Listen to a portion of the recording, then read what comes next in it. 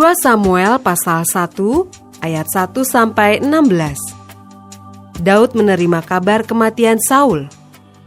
Setelah Saul mati, dan ketika Daud kembali sesudah memukul kalah orang Amalek dan tinggal 2 hari di Siklak, maka datanglah pada hari ketiga seorang dari tentara dari pihak Saul dengan pakaian terkoyak-koyak dan tanah di atas kepala.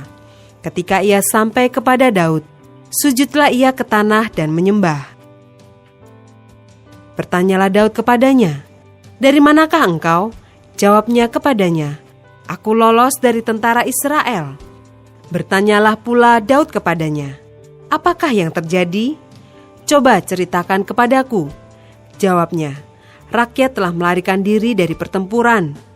Bukan saja banyak dari rakyat yang gugur dan mati, tetapi Saul dan Yonatan anaknya juga sudah mati." Lalu Daud berkata kepada orang muda yang membawa kabar kepadanya itu, "Bagaimana kau ketahui bahwa Saul dan Yonatan anaknya sudah mati?" Orang muda yang membawa kabar kepadanya itu berkata, "Kebetulan aku ada di pegunungan Gilboa." Maka tampaklah Saul bertelekan pada tombaknya, sedang kereta-kereta dan orang-orang berkuda mengejarnya. Ketika menoleh ke belakang, ia melihat aku, lalu memanggil aku, dan aku berkata, "Ya Tuanku." Ia bertanya kepadaku, "Siapakah engkau?"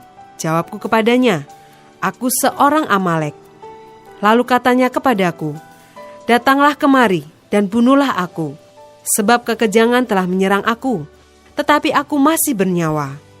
Aku datang ke dekatnya dan membunuh dia, sebab aku tahu ia tidak dapat hidup terus setelah jatuh. Aku mengambil jejamang yang ada di kepalanya dan gelang yang ada pada lengannya, dan inilah dia kubawa kepada tuanku. Lalu Daud memegang pakaiannya dan mengoyakkannya, dan semua orang yang bersama-sama dengan dia berbuat demikian juga. Dan mereka meratap, menangis, dan berpuasa sampai matahari terbenam, karena Saul, karena Yonatan anaknya, karena umat Tuhan, dan karena kaum Israel, sebab mereka telah gugur oleh pedang. Kemudian bertanyalah Daud kepada orang muda yang membawa kabar itu kepadanya, "Asalmu dari mana?" Jawabnya, "Aku ini anak perantau, orang Amalek." Kemudian berkatalah Daud kepadanya, "Bagaimana? Tidakkah engkau segan mengangkat tanganmu memusnahkan orang yang diurapi Tuhan?" Lalu Daud memanggil salah seorang dari anak buahnya dan berkata, "Kemari, paranglah dia." Orang itu memarangnya sehingga mati. Dan Daud berkata kepadanya, "Kau tanggung sendiri darahmu, sebab mulutmu lah yang menjadi saksi menentang engkau, karena berkata, 'Aku telah membunuh orang yang diurapi Tuhan.'"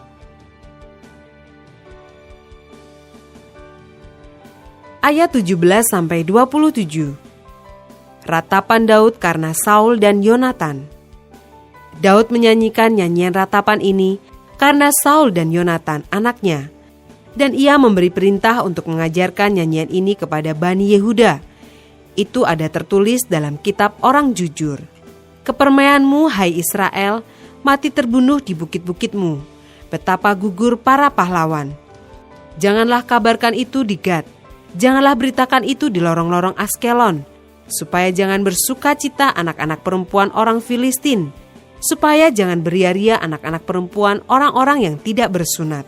Hai gunung-gunung di Gilboa, jangan ada embun, jangan ada hujan di atas kamu, hai padang-padang pembawa kematian.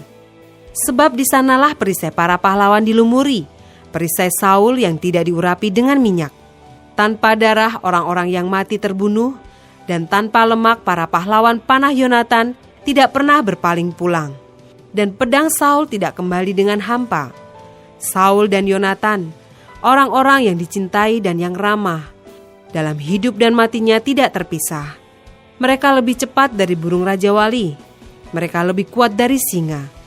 Hai anak-anak perempuan Israel, menangislah karena Saul, yang mendandani kamu dengan pakaian mewah dari kain kirmisi, yang menyematkan perhiasan emas pada pakaianmu. Betapa gugur para pahlawan di tengah-tengah pertempuran. Yonatan mati terbunuh di bukit-bukitmu. Merasa susah aku karena engkau, saudaraku Yonatan. Engkau sangat ramah kepadaku. Bagiku cintamu lebih ajaib daripada cinta perempuan. Betapa gugur para pahlawan dan musnah senjata-senjata perang.